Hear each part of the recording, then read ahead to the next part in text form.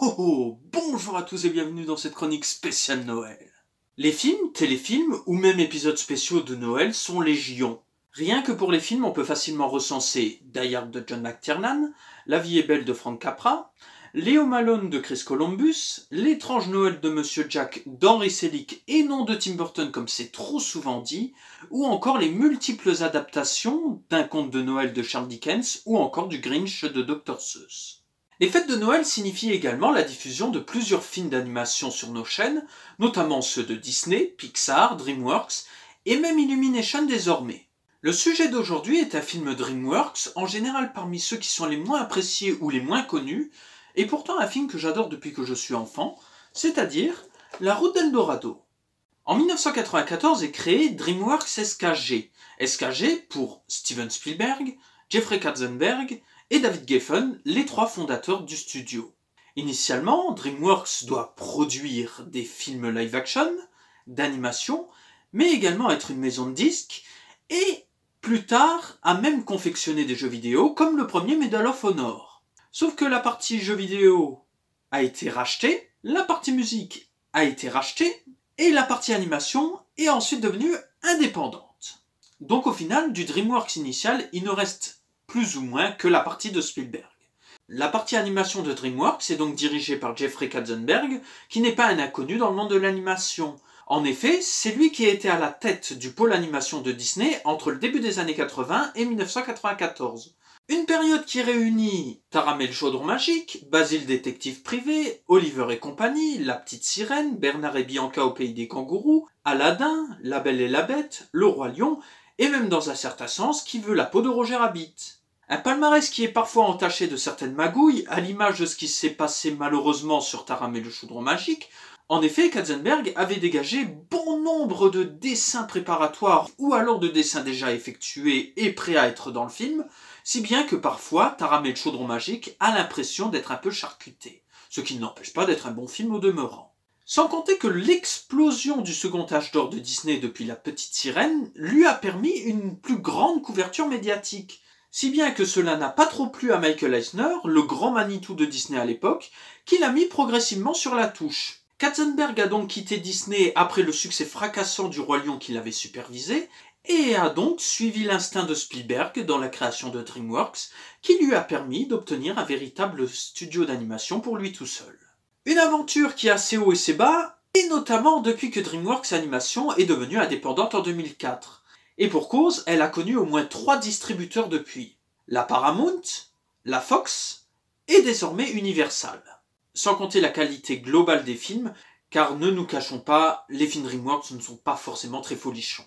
On en compte au moins une dizaine de vraiment bons, voire très bons dans certains cas, mais aussi un bon paquet de merde.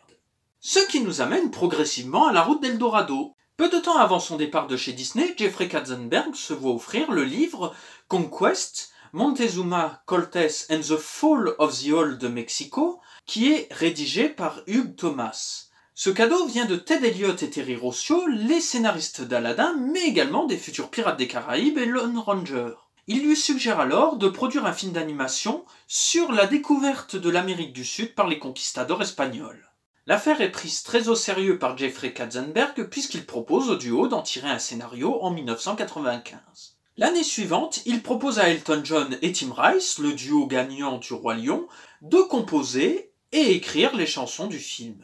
Le reste de la musique est composé par Hans Zimmer, qui était déjà le compositeur de la musique du Roi Lion, et à John Powell, qui fera ensuite des merveilles sur la saga Dragon. Une musique et des chansons qui sont particulièrement trépidantes, bien écrites, et honnêtement, qu'on retient facilement en tête. La réalisation est alors confiée à David Silverman, réalisateur de plusieurs épisodes des Simpsons, mais également du film de 2007, et à Will Fine, ancien animateur de chez Disney et Don Bluth, et qui a par la suite réalisé l'exécrable La ferme se rebelle.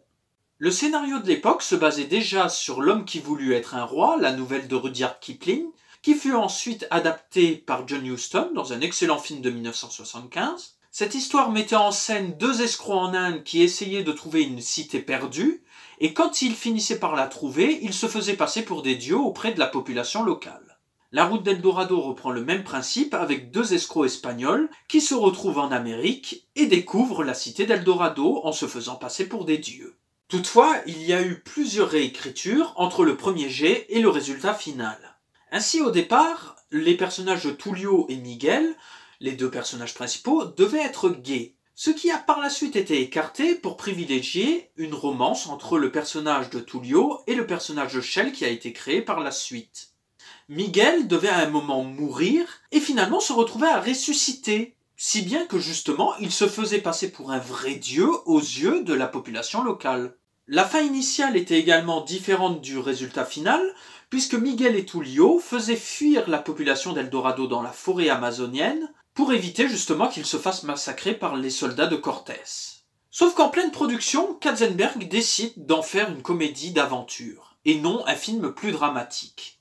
Si l'on se fie aux propos de la productrice Bonne Radford, qui s'est occupée notamment de films Amblin entre 1981 et 1995, le but était tout simplement d'aborder un public plus large en passant du PG-13 au PG. Ce qui n'empêche pas dans le résultat final des scènes particulièrement spectaculaires, voire un peu brutales pour le jeune public avec Sekelkan, le sorcier local, mais également une scène particulièrement gourmande et croquante entre Shell et Tullio. Will Fine et David Silverman quittent la production en 1998 pour différents artistiques et sont remplacés par Éric Bergeron et Don Paul.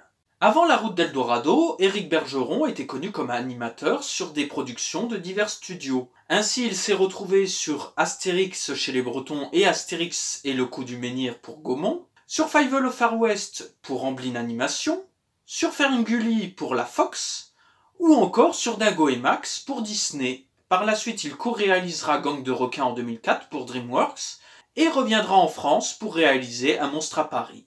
Quant à Don Paul, il était connu comme animateur et superviseur des effets spéciaux sur des productions Disney comme Taram et le chaudron magique, Rox et Rookie, La petite sirène, Aladdin ou encore Pocahontas, mais également sur des productions Don Bluth comme Fievel et le Nouveau Monde ou The Land Before Time. Entre-temps, DreamWorks Animation a produit Fourmise et Le Prince d'Égypte qui sont sortis en 1998. Le premier est réalisé en CGI, avec Woody Allen qui double une fourmi névrosée. Le point de vue de base est plutôt intéressant, en revanche, le traitement est assez laborieux et ennuyeux. Quant au Prince d'Égypte, il s'agit d'une adaptation de l'Exode en animation traditionnelle. Certes, le film reste quand même assez familial, mais il n'en reste pas moins que par moments, le film se révèle particulièrement glauque, radical et violent, ce qui lui permet de sortir un peu du lot. Une affaire payante puisque Fourmise rapporte 171 millions de dollars de recettes mondiales et le Prince d'Égypte fait encore mieux avec 218 millions de dollars de recettes. On pouvait alors espérer que La Route d'Eldorado ferait des scores aussi bons. Malheureusement, ça ne s'est pas passé comme ça. La Route d'Eldorado est sortie le 31 mars 2000 aux États-Unis et seulement le 25 octobre 2000 en France. Alors je vous vois venir avec les histoires de téléchargement, mais à cette époque on en était loin. Même que beaucoup de grosses productions américaines avaient tendance à sortir très tard en France, avec 2 voire 6 mois d'écart entre la sortie américaine et française. Le plus bel exemple reste La Menace fantôme, sortie en mai 1999 aux États-Unis et seulement en octobre 1999 en France. D'un budget de 95 millions de dollars, il n'en a rapporté que 50 au box-office américain. Le box-office international aurait pu aider, mais il n'en a rapporté que 25 de plus. Ce qui monte les recettes du film à seulement 76 millions de dollars. Comment expliquer alors le flop retentissant de La Route d'Eldorado ? Eh bien, on ne sait pas trop. On peut penser par exemple que le ton était peut-être trop adulte pour un public PG, et donc que les parents n'ont pas voulu aller le voir. On peut également penser à cette période qu'il y avait peut-être beaucoup de productions familiales. Mais si l'on se fie à ce qui est sorti en mars 2000 puis en avril 2000 sur le site Box Office Mojo, eh bien ce n'est pas vraiment les productions familiales qui étaient très présentes, mais plutôt des productions restricted.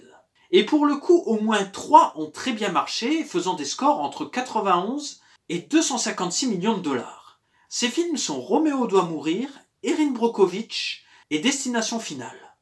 La principale concurrence ne venait donc pas d'un film familial PG ou PG-13, mais d'un film restricted, soit le film de Steven Soderbergh. Bien que le film a ses fans, dont je fais partie, La Route d'Eldorado n'a jamais vraiment été réhabilité et honnêtement, il fait partie des films complètement oubliés du catalogue DreamWorks.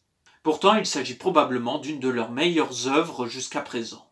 L'animation de La Route d'Eldorado est particulièrement magnifique, notamment en ce qui concerne les décors, en Espagne, dans la jungle ou dans la cité d'Eldorado, magnifiés notamment par de sacrés jeux de lumière. On peut également noter les excellentes scènes d'action, que ce soit le passage dans la tempête, le passage avec le robot ou tout simplement le climax. Et surtout, le film est particulièrement fun et drôle.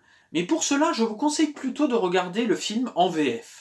Alors la VO n'est pas déshonorante, elle est notamment composée d'excellents acteurs comme Kenneth Branagh, Kevin Kline, Rosie Perez, Armand Anchante, ou encore Jim Cumming, un très grand acteur de doublage. Mais curieusement, on a l'impression que la plupart des acteurs lisent leurs textes, ou tout du moins qu'ils le font avec peu d'envie. Alors que le doublage en VF est beaucoup plus punchy et vraiment plus jouissif à écouter. Alors, est-ce que c'est mon amour pour le duo Antoine Decaune-José Garcia qui prime ?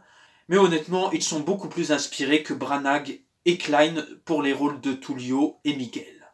On peut en dire autant de Victoria Abril, de Jack France, la voix française de Robert De Niro, mais également du duo Richard Darbois-Féodor Atkin, qui ont été le génie et Jafar dans la saga Aladdin.